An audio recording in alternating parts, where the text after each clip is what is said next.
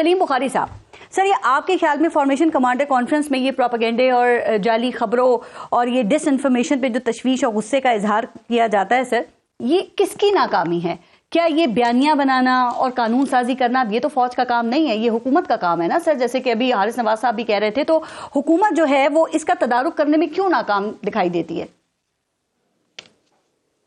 पारस, अगर आप मुझे इजाजत देंगी तो जो आपने बयानी जो शुरू में इब्तदाइया आपने बयान किया था उसमें बहुत जान है, बहुत उसके ऊपर बात करने की जरूरत है। पहली बात तो ये है कि जनूबी कोरिया का जो मंजरनामा था वो पाकिस्तान के हालात से मुसाबकत रखता भी है और नहीं भी रखता है। मुसाबकत इसलिए रखता है कि वहां पर जब ताले आजमाओं ने कोशिश की तो आपने देखा कि वहां की आवाम और वहां के जो इलेक्टेड नुमाइंदे थे, जो पॉलिटिकल पार्टीज थी वो सारी एक रास्ते पर चल निकली और वो रास्ता था पार्लियामेंट का। जी हमारे यहाँ ये नहीं हुआ है।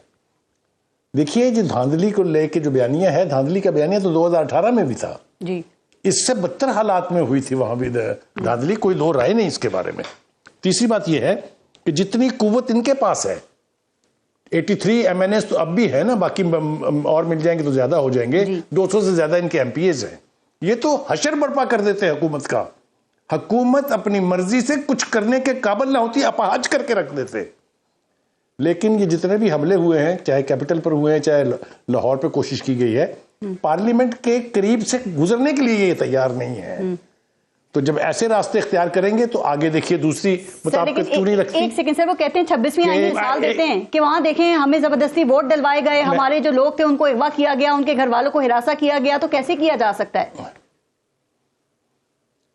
देखिए, बयानियों के ऊपर अगर आप जाएंगे तो फिर वो जो कह रहे हैं सब ठीक है। नाम बताएं किस PTI के बंदे ने वोट दिया। देखिए, ये बयानिया बनाना बहुत आसान है। अभी भी कह रहे हैं ना, गोली चला दी फौज ने, सबूत एक नहीं है। लाशें गिर गई 278, उनको कंपनसेशन भी पे कर दी KP के गवर्नमेंट ने, प्रूफ एक नहीं है। मतलब बयानियों के ऊपर तो अगर आप जाएंगे तो you are neither here nor there. मसला क्या है? आपने सियासी रास्ता इख्तियार नहीं करना है। बात उन्हीं से करनी है जो 2018 में लेके आए थे, लड़ाई भी उन्हीं से करनी है जो 2018 में लेके आए थे। अब वो कहते हैं हमने आपसे बात नहीं करनी भाई साहब। आप कहते हैं मैं आपको कब्र तक नहीं छोड़ूंगा, फिर आप कहते हैं मैं आपको खत लिखूंगा, फिर कहते हैं मैंने कमेटी, बात भी वो आपसे करेगी। ये क्या है सब कुछ? किसी ने गौर किया इसके ऊपर? कहीं रास्ता निकलेगा इसमें से? इस रवैये से कोई सलीम बुखारी साहब, मैंने इस पॉइंट पे जरा आपसे मैं चाहती हूँ कि इसके ऊपर जरा मजीद भी बात होनी चाहिए, लेकिन जरा वो पहले सवाल को कर दीजिएगा कि जो PTI का बयानिया है जिसके ऊपर सवालात भी हैं, जो वो बड़ा वायरल भी करते हैं, तो क्या बस इसका हल ये है कि क्रैकडाउन ही है? कोई काउंटर नैरेटिव भी तो होना चाहिए ना। वो काउंटर नैरेटिव कहाँ है? मियां नवाज शरीफ क्यों खामोश है सर? मुस्लिम लीग, ये पाकिस्तान तहरीक इंसाफ का सोशल मीडिया आपको पता है दूर दूर तक उसका मुकाबला नहीं है। वो एक बयानिया बनाते हैं, चंद मिनटों में वो हर शख्स के हाथ में सोशल मीडिया के जरिए पहुंच चुका होता है। हुकूमत खामोश तमाशाई क्यों? थोड़ा सा अगर हम हकायक की तरफ को पलटेंगे तो मैं आपको 1 दर्जन मरतबा बता सकता हूं कि आसिफ जरदारी ने, बिलावल भुट्टो ने, नवाज शरीफ ने, शहबाज शरीफ ने, मरियम नवाज ने, सब ने कहा कि बात कर लें प्लीज। ये रिकॉर्डेड बातें हैं, ये पार्लियामेंट के फ्लोर की बातें हैं। उनका आप चोरों और डाकुओं के साथ तो हमें बात नहीं करनी है, हम तो बात करेंगे सिर्फ एस्टेब्लिशमेंट से। पहले इसका रोना तो रो लेना, बाकी तो बात की बात है। इन्होंने सियासी जमातों से बात की थी क्या? इन्होंने डायरेक्टली एस्टेब्लिशमेंट से बात नहीं की, कौमी धारे में शामिल नहीं हुए, अपने मसाइल को हल नहीं किए, तो ये अगर PTI ये कहती है तो इसमें क्या बुरा है सलीम बुखारी साहब? तो यानी आप ये कह रही हैं, आप ये पूरी फिलॉसफी पलट रही हैं कि 2 wrongs can never make 1 right। अगर उन्होंने गलतियां की थी तो उसको जवाब बना के आप मुझे बताइए, एक मिनट पारस, कितनी दफा गई थी पीपल्स पार्टी और मुस्लिम लीग नून कैपिटल पर कब्जा करने के लिए? कितनी दफा उन्होंने कहा था कि हम आके यहां से प्राइम मिनिस्टर को सीट के बाहर निकाल देंगे? किसने इनमें से PTI PTV के ऊपर कब्जा किया था? नहीं किया। लेकिन किसने फौज पुलिस के SSP को चौक पे मारा था? लेकिन ना, अगर इस पर बातों पर आप जाएंगे तो बचाने का कहा था ना, वो भी कोई धुले नहीं है।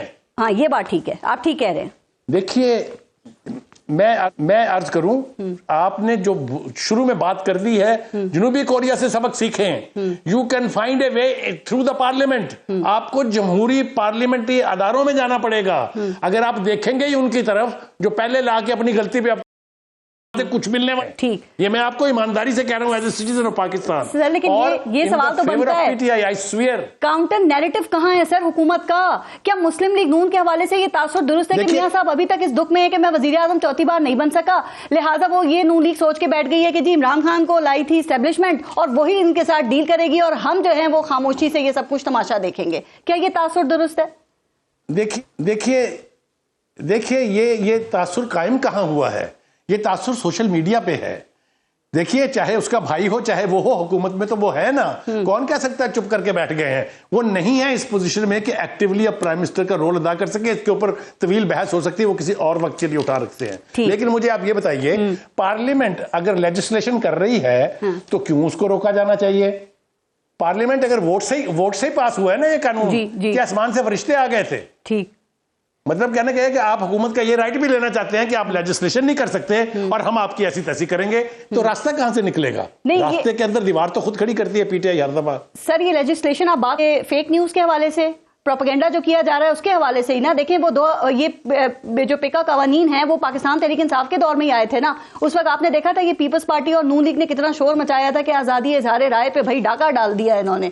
तो ये कानून साजी ही इसका हल है। दूसरा हल हमें नजर आता है ये इंटरनेट को बंद कर देते हैं, सोशल मीडिया को बंद कर देते हैं। सर अरबों रुपए का नुकसान हो रहा है। आप एक तरफ आईटी पार्क बना रहे हैं, दूसरी तरफ आप सोशल मीडिया एप्स को, इंटरनेट को बंद कर देते हैं। ये मसले का हल है? क्या करना चाहिए इनको?